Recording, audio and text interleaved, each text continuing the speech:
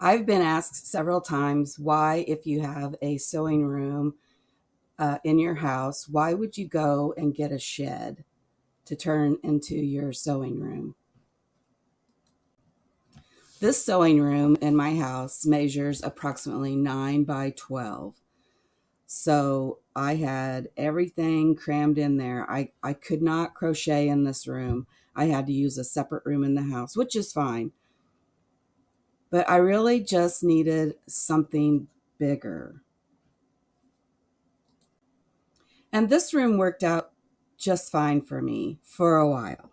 As you can see in this picture right here, it's very tidy, but it never really looked like this. I actually cleaned it up just to take this photo, but I never could keep it tidy.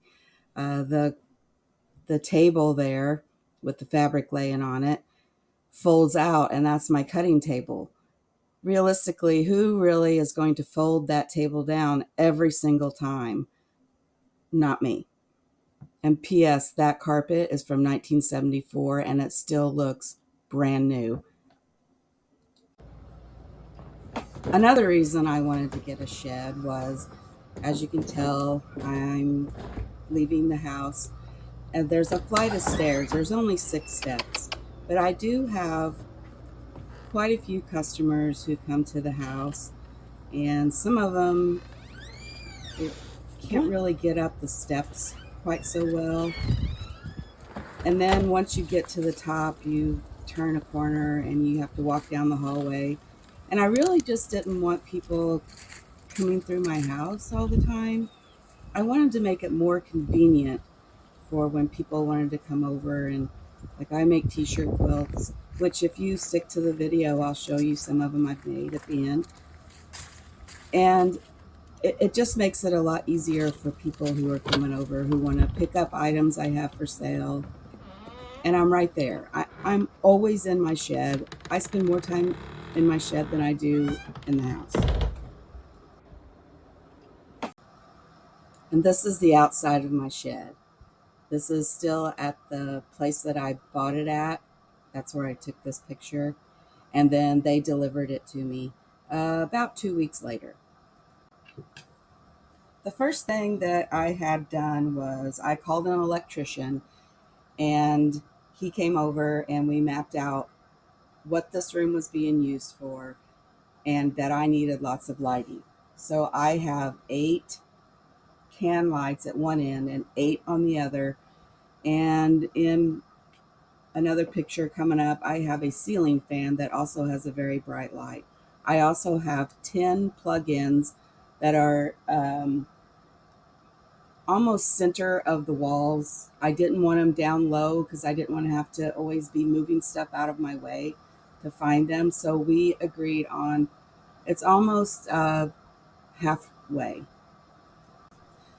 The next step in this build, after the electrician came and did his stuff, was to go and get insulation. And I went to Menards, it's not too far from me, and asked them what type of insulation do most people put in their homes. And they told me R13. So R13 is in the walls, and I do believe R19 is in the ceiling. I'm not really for sure on that part. Our next step was to put in the walls, which I used a 10-foot pine tongue and groove for the walls. I did not use them for the ceiling. I was going to, but I ran out of money, so this this was what we used just for the walls, and I love it. And the 3 squares that are pictured there are, I was going to stain the walls. There's like a gray and a whitewash and a pecan, and I've decided against doing any of that for now. Here's a picture of my ceiling light that I got. It has different modes, like you can turn it to a daylight color. You can make this bright or dim it down. And also in the ceiling, I used a 3/4 inch paneling it was cheaper than the tongue and groove. And for now, it's working. Maybe someday down the line, when I save up enough money, I can finish the tongue and groove on the ceiling. I ended up keeping the original shed doors. I wish I would have changed them out because I really don't like them. And if I ever get a chance to, I'm going to change it to just one door or maybe French doors. But on the door, we did put R13 insulation and then put the paneling over it. There's still a little bit of gap at the bottom of the door that I kind of keep a blanket in front of for when it gets really cold. This is just a cute little neon light that I picked up. I don't really ever turn it on. I just kind of liked it. When I first moved in, see how neat it is? And it way does not look like this now. I've had a Christmas rush right now, and it looks like a hurricane has gone through one half. And I've changed everything around 3 times. I also use this shed to do book work. We live on a farm, and this makes it convenient place for the boys to drop off bills and all that good stuff. This is Jerry G. He is my little rat terrier chihuahua. And if you watch any of my videos, you probably see him in almost every one of them because he hardly ever leaves my side.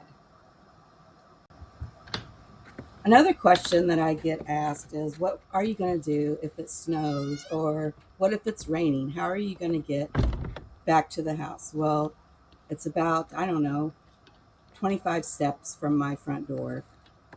Last week we actually did get snow, which was a shocker, and it was down in the 20s, I think, for a couple of days after that. And I actually did not get to use my shed because all I had was space heater at the time, and it would not keep up. I'm happy to report a couple of days ago I got my mini split, and I could wear shorts in here. It is so hot that I have to turn the temp down. And I think it's 72 in here right now, and outside I think it's like 36 out.